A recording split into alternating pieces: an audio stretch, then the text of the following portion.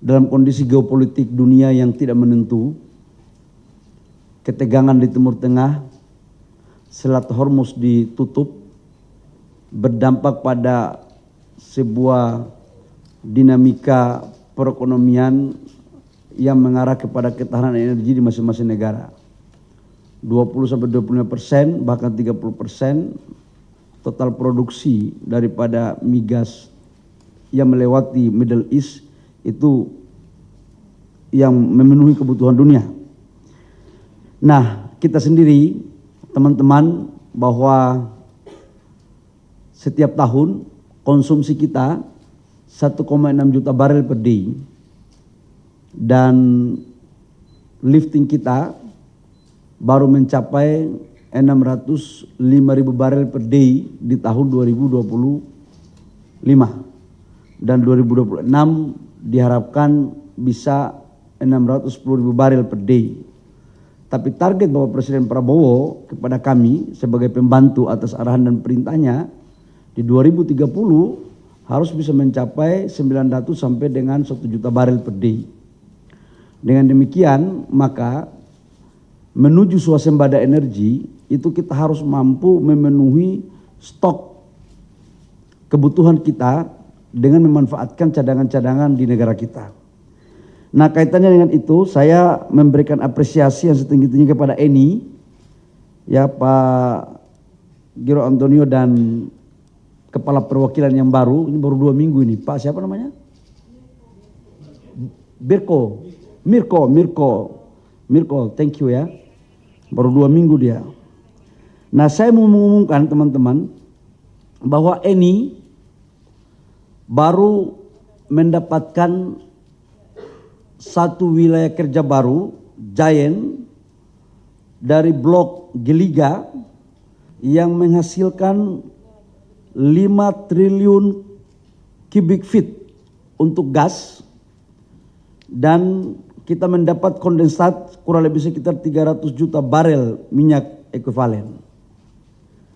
Dengan demikian, maka Eni pada 2028 itu bisa kita maksimalkan mencapai kurang lebih sekitar 2000 mm untuk gas.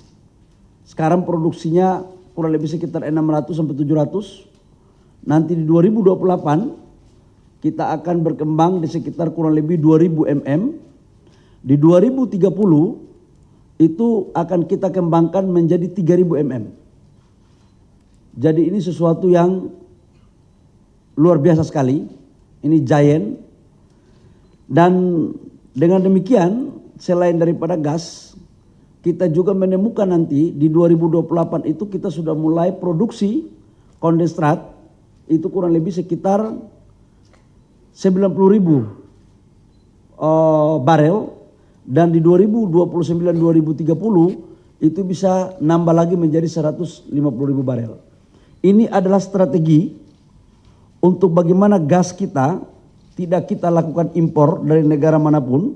Kita harus memenuhi kebutuhan dalam negeri kita, dan gas ini kita akan dorong untuk industri hilirisasi.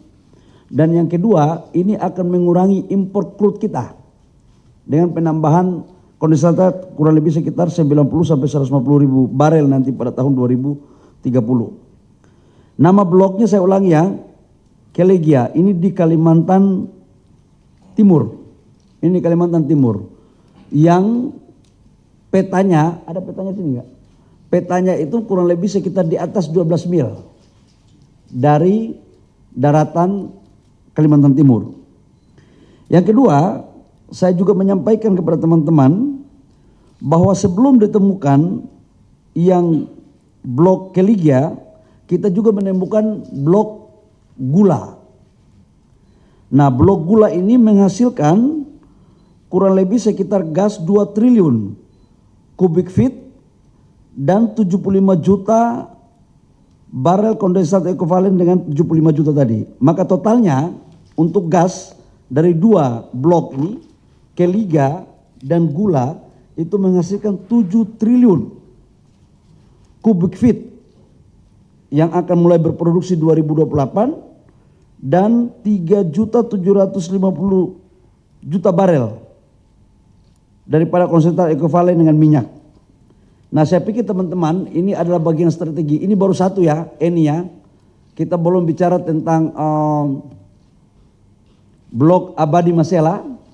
Kita juga belum berbicara tentang blok yang lain. Jadi kami sekarang di Kementerian SDM itu berpikir seperti ya ibarat main bola itu seperti Barcelona, bertahan dan menyerang.